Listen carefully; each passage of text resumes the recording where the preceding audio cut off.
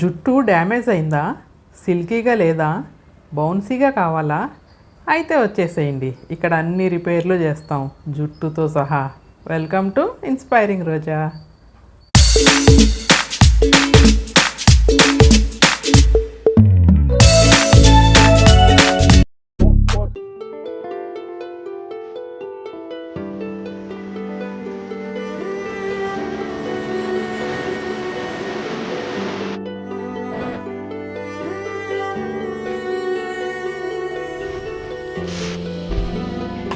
న్యాచురల్గా ఇంట్లోనే hair straightening ఎలా చేసుకోవాలో ఈ వీడియోలో చూసేద్దామండి.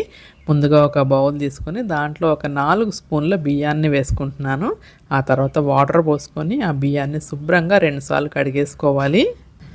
ఇప్పుడు దాంట్లోకి 2 కప్పుల వరకు వాటర్ పోసుకొని మనము స్టవ్ మీద పెట్టుకొని అన్నం ఎలా అయితే వండుకుంటామో అలా వండుకోవాలన్నమాట. సో ఇది మీరు అప్పటికప్పుడైనా కుక్ చేసుకోవచ్చు, లేదంటే మిగిలిపోయిన అన్నంతో కూడా చేసుకోవచ్చు అండి. చక్కగా అన్నం ఉడుకు పట్టింది. సో మధ్య మధ్యలో ఇలా కలుపుకుంటూ చక్కగా మెత్తగా ఉడికించుకోవాలి. సో అన్నం అయితే మనకు కుక్ అయిపోయిందండి. ఇప్పుడు అది పూర్తిగా చల్లారే వరకు వెయిట్ చేద్దాము. ఈలోగా ఇంకొక బౌల్ తీసుకొని దాంట్లో 2 స్పూన్ల కార్న్ఫ్లోర్ వేసుకొని దాంట్లో కొంచెం వాటర్ పోసుకొని ఉండలు లేకుండా కలిపేసి పక్కన ఉంచుకోవాలండి. ఈ లోపల అన్నం కూడా పూర్తిగా చల్లారిపోయిందండి. ఇప్పుడు ఒక మిక్సీ జార్ తీసుకొని దాంట్లోకి అన్నం అంతా కూడా మనం వేసేసుకుందాము. సో ఇది మెత్తని క్రీమీ టెక్స్చర్ వచ్చేంత వరకు చక్కగా మెత్తగా గ్రైండ్ చేసుకోవాలన్నమాట.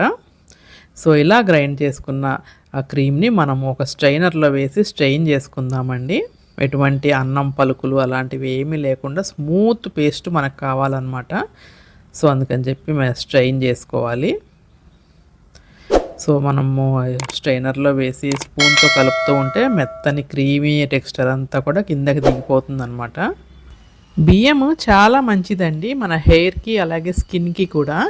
ఈ బియ్యంతోనండి మనము హెయిర్ ప్యాక్స్ తయారు చేసుకోవచ్చు, ఫేస్ ప్యాక్స్ తయారు చేసుకోవచ్చు, రైస్ వాటర్ కూడా చేసుకోవచ్చు. అబ్బా ఇవన్నీ కూడా ఇంట్లోనే చేసేసుకోవచ్చు.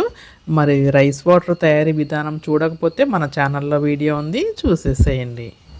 ఇప్పుడు ఒకసారి స్టవ్ వెలిగించుకొని ప్యాన్ పెట్టుకోవాలండి. ఆ తర్వాత ఇందాక మనం స్ట్రెయిన్ చేసుకున్న అన్నం పేస్ట్ అంతా కూడా దీంట్లో వేసేసుకోవాలి. ఆ తర్వాత కార్న్ఫ్లోర్ వాటర్ కూడా వేసేసుకుని స్టవ్ సిమ్లో పెట్టుకొని కంటిన్యూస్గా కలుపుతూ 1 నిమిషం సేపు మనం ఉడికించుకోవాలన్నమాట.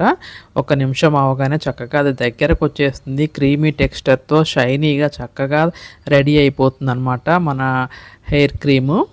సో చూసారా ఇలా ఉంటుంది. ఆ తర్వాత చల్లారాక దాంట్లో కొబ్బరి నూనె వేసుకొని ఒకసారి బాగా మిక్స్ చేసేసుకోవాలండి.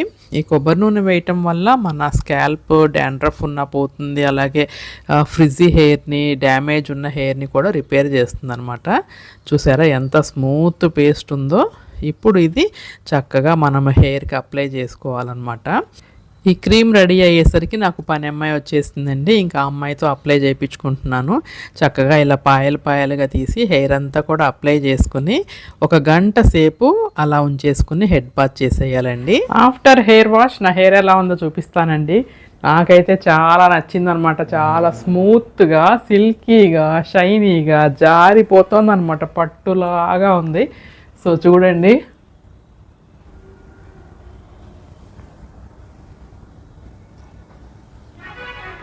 చూసారా ఎంత స్మూత్గా ఉందో.